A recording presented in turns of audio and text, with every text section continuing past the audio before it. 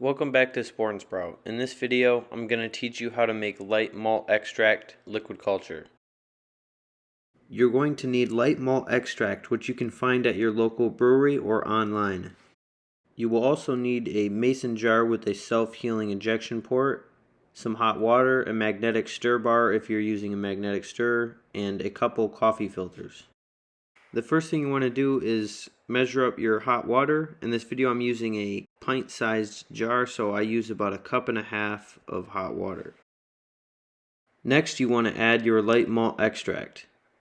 I usually go with 1/4 teaspoon. Make sure not to use too much light malt extract because it will make your culture very cloudy.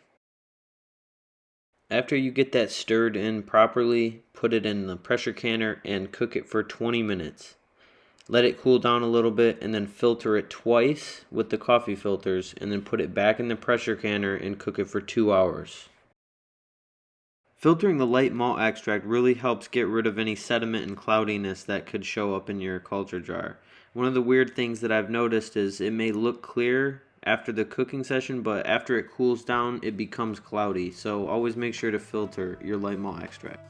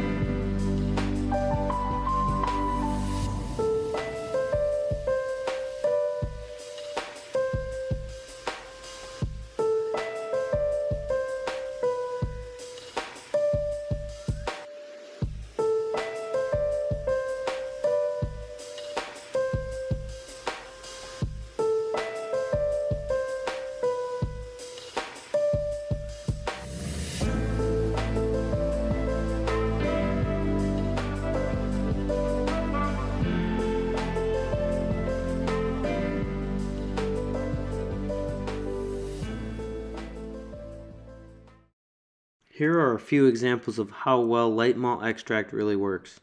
To the left we have Gold Oyster, King Oyster, Red Reishi, and White Button.